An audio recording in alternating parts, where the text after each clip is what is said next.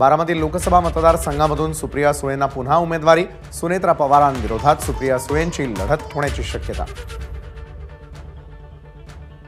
शिरूर लोकसभा चुरशीची होणार। राष्ट्रवादी अजित पवार गट विरुद्ध शरद पवार गट अशी लढत पाहायला मिळणार। पवार गटाकडून अमोल कोल्हेंना उमेदवारी जाहीर, तर महायुतीकडून शिवाजीराव आढळराव पाटील यांची उमेदवारी जवळपास निश्चित।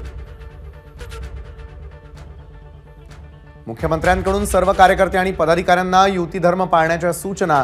मंत्री शंभूराज देसाईंची माहिती, तर शिवसेनेचे सर्व अधिकार मुख्यमंत्री एकनाथ शिंदेंकडे। देसाईंची प्रतिक्रिया।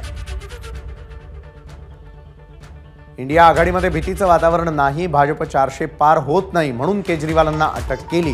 काँग्रेस नेत्या वर्षा गायकवाड यांची प्रतिक्रिया, तर जागा वाटप जवळपास पूर्ण झाल्याची माहिती। रत्नागिरी सिंधुदुर्ग लोकसभा मतदारसंघात महायुतीचा उमेदवार जिंकेल, मंत्री उदय सामंत यांचा दावा, तर मतदारसंघावर शिंदे गटाचा दावा। सामंत यांची प्रतिक्रिया। निवडणूक आली की माझ्या जातीवरती बोट ठेवलं जातं, मात्र आपण कधीही जातीवाद केला नाही। पंकजा मुंडेंचं वक्तव्य, तर मराठा बांधवांचा आक्रोश 100% योग्य। पंकजा मुंडेंचं वक्तव्य।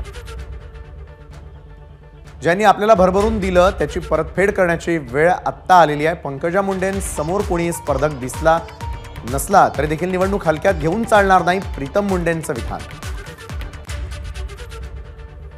सध्या विद्यार्थ्यांच्या परीक्षा सुरू असून आमची पंचवार्षिक परीक्षा सुरू आहे, त्यात डिस्टिंक्शन मध्ये म्हणजे 400 पार मार्क घेऊन पास होणार। केंद्रीय आरोग्य राज्यमंत्री भारती पवारांना विश्वास। काँग्रेसचे नेते केसी पाडवी आणि गोवाल पाडवी बाळासाहेब थोरात यांच्या भेटीला। गोवाल पाडवी यांना काँग्रेसकडून नंदुरबार लोकसभेची उमेदवारी जाहीर। सर्व घटक पक्ष माझ्या सोबत आहेत। मुक्ताईनगरचे आमदार चंद्रकांत पाटील हे सुद्धा आमच्या सोबत राहतील।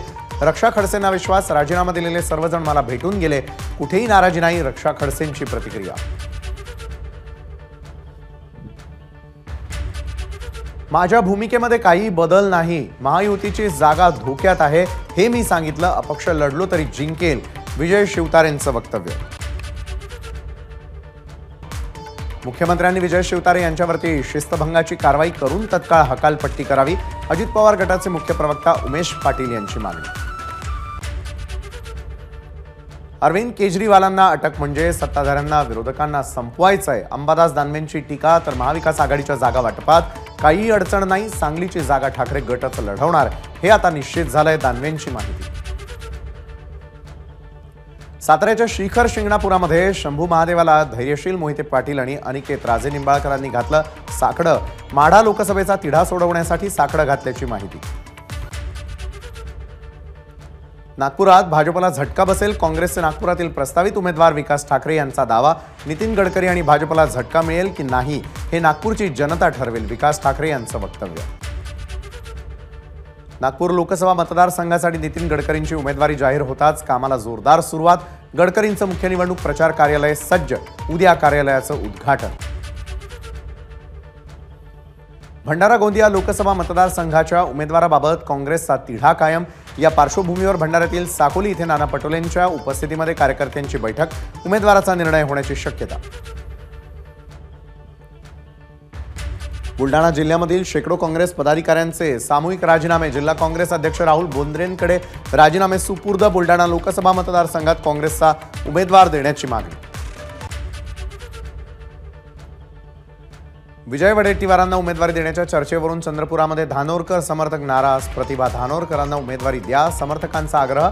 वडेट्टीवारांसाठी काम करणार नाही, प्रतिभा धानोरकर समर्थकांचा इशारा। चंद्रपूर आर्णी लोकसभा मतदारसंघाचे महायुतीचे उमेदवार सुधीर मुनगंटीवार यांच्या बैठकीला हंसराज अहिर यांनी फिरवली पाठ। तिकीट कापल्यानं अहिर नाराज असल्याची चर्चा। भाजपकडून उमेदवारी जाहीर झाल्यानंतर प्रतापराव चिखलीकरांकडून नांदेडमध्ये गाठीभेटी सुरू, तर अशोक चव्हाण आणि वसंतराव चव्हाण यांच्यामध्ये फरक। चिखलीकरांचं वक्तव्य। एबीपी माझा, उघडा डोळे बघा नीट।